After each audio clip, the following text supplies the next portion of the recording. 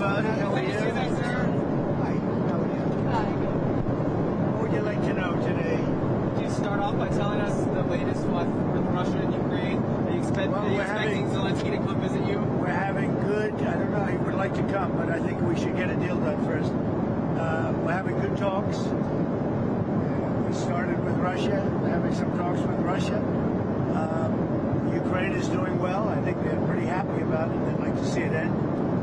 And we won't know for a little while, but we're making progress.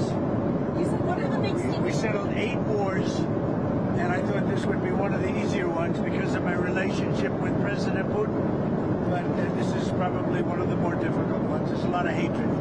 You said there were other points of disagreement that were still left to be. Yeah, a few. Can you tell us what those are? Well, it's just standard things, but people are starting to realize it's a good deal for both parties that they got to stop the war. They're losing a lot of people, a lot of soldiers, mostly soldiers.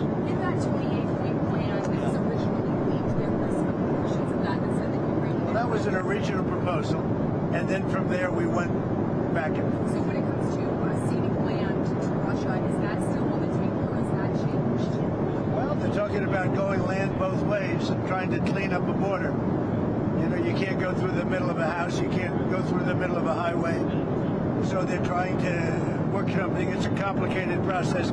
Doesn't go that quickly. What about security guarantees and? Well, we're working that out with Europe. Europe will be largely involved in that. We're working that out with Europe. Europe really wants to see it end if possible. There were a lot of Republicans who felt that the first 28-point plan was too favorable to Russia. Have you changed Well, that was just a map. All that was is a map. That was not a plan. It was a concept. And from there, they've taken each one of the 28 points, and then you get down to 22 points. A lot of them were solved, and actually very favorably solved. So we'll see what happens. Do you think that Ukraine was being asked to give too much land back to Russia? I know at one point you said they shouldn't have to give any back. It's really up. Look, the way it's going, if you look, it's just moving in one direction. So eventually, that's land that over the next couple of months might be gotten by Russia anyway. So do you want to fight and lose another 50, 60,000 people? Or do you want to do something now? In some cases, the land is going in the other direction. So they're negotiating. They're trying to get it done. You want to have a border. You can't have a border that goes through a highway or a border that goes through the middle of a town. So that doesn't work. So it's a long, complicated process. And very sad because so many people are being killed. What's the next step? They're going to keep talking. They're talking to Russia now. Steve Witkoff is going over, maybe with Jared. I'm not sure about Jared going, but he's involved in the process. Smart guy, and they're going to be meeting with President Putin, I believe, next week in Moscow. Next week in Moscow? I think so, yes. What kinds of concessions are the Russians going to have to make? Well, they're making concessions. Their big concession is they stop fighting and they don't take any more land. Again, it's a war that would have never happened if I was president. This was not anything that was going to happen. This happened because of stupidity. It's too bad. Mr. President. So if Witkoff is going to Russia next week, does that mean that Thanksgiving deadline doesn't stand anymore for Ukraine to agree to this? We're going to see what happens. They set up a date, and the date is going to be sometime in the very near future. Do you have no deadline? No, I don't have a deadline. You know what the deadline for me is? When it's over. And I think everybody's tired of fighting at this moment. They're losing too many people. Have you heard this audio that Bloomberg has of Witkoff coaching the Russians on how to appeal to you? Well, I haven't heard it, no, but that's a standard thing, you know, because he's got to sell this to Ukraine. He's got to sell Ukraine to Russia. That's what a deal maker does. You got to say, look, they want this. You've got to convince them with this. You know, that's a very standard form of negotiation. I haven't heard it, but I heard it was standard negotiation. And I would imagine he's saying the same thing to Ukraine, because each party has to give and take. So you're worried that he's too pro-Russian? No, I think, look, this war could go on for years, and Russia's got a lot more people, got a lot more soldiers, you know. So I think if Ukraine can make a deal, it's a good thing. I think it's great for both. Frankly, I think it's great for both. But Ukraine Ukraine's got it's much smaller. It's a much smaller group of people. They've lost a lot of people. Russia's lost a lot of people, but Russia has a much bigger pool of people. Mr. President, are you planning to unveil a health care plan anytime soon? And what Well, we're looking at different alternatives. I mean, I like my plan the best. Don't give any money to the insurance companies. Give it to the people directly. Let them go out and buy their own health care plan. And we're looking at that. If that can work, we're looking at that. That's sort of taken off. That's what I like. Don't give the money to the insurance companies. They go out and buy their own plan. You give the money to the people. I like it the best. Are you planning to extend those subsidies? I'd rather not. Somebody said I want to extend them for 2 years. I don't want to extend them for 2 years. I'd rather not extend them at all. Will you do it? And maybe some kind of an extension may be necessary to get something else done, because the Unaffordable Care Act has been a disaster. It's a disaster. And I said it was when it first got put in. Unfortunately, we lost a couple of Republican votes, and the Democrats voted for it. It's a Democrat plan. And the premiums are going up, and it's the Democrats' fault. But, they are negotiating with me. It's very interesting. They want to see something happen. Who are you talking to on the I can't tell Democrat you who, side? but we have a lot of Democrats want this plan to happen. They would love to see the money go to the people, and the people go out and get their own health care.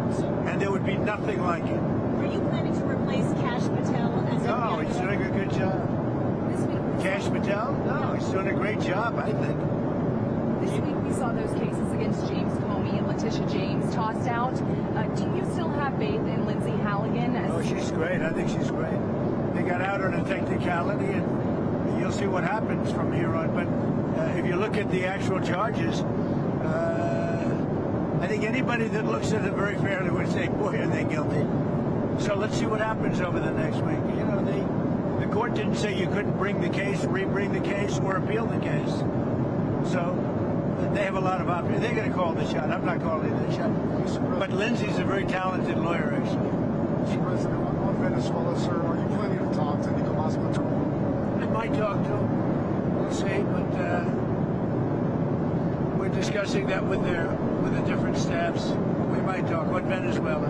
Interesting enough, the U.S. this week did, of course, name him the leader of a foreign terrorist organization. So why do you want to talk to him? Say it again. Maduro, the U.S. Yeah, right. designated him the leader of this foreign terrorist organization. Why do you want to talk to him if he's the leader? If we can save lives, if we can do things the easy way, that's fine. And if we have to do it the hard way, that's fine too. Mr. President, do you have any reaction? If you carry I'm not on, going to tell you what the goal is. You should probably know what the goal is, but they've caused a lot of problem, and they've sent millions of people into our country. They were probably the biggest abuser with Tren de Aragua and all the others that they sent in, the drug dealers, the drug lords, the people that they sent in, the jailbirds. They opened their jails and prisons and dumped them into the United States, and we're not happy about it. Do you want to, Mr. President, does do you have any reaction to Mayor Bowser announcing she's not running for re-election in D.C.? Well, I got along with her very well. I liked her. We worked together. D.C. is now a safe community. It's a great community. You people know it better than I do because you live there. But D.C. is now safe. The restaurants are booming. The place is booming. We have no crime. And we did that all in a period of 3 or 4 weeks and then made it better and better and better. And now we're setting new records. I mean, literally, it's as safe as there is anywhere in the country now. And if you go back a year, it was a very unsafe place. Before I got here, D.C. was a very unsafe, and it's our capital. We have to make it safe. We're doing really well in Memphis, Tennessee, and we're doing well in other places. The one that is really troubling is what's happening in Chicago. The crime, it's a potentially great city again, but the governor's totally lost control. That's where you had the young lady burned. It's where you had a lot of killings over the last very short period of time. Killings. The governor has totally lost control of the state, and the mayor is grossly incompetent. How was your call with the Japanese Prime Minister? Great, it was great. I had a great talk. I have a very good relationship with her. I also had a very good talk with President Xi of China, and I think that part of the world is doing fine. Can you tell us about the content of your talks? Mostly trade. I spoke to President Xi about a lot of things, but trade and buying our farm products. products, and he said he agreed with me. I think he's gonna very much surprise you on the upside. I think he's gonna.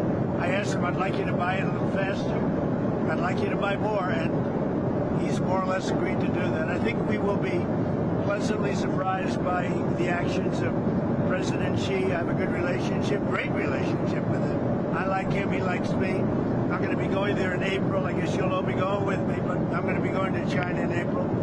With Japan, likewise, I just came back from Japan, and we have a great relationship. The new Prime Minister and myself, she's very smart, she's very strong, and she's going to be a great leader. Thank you very much, everybody. Thank you, sir.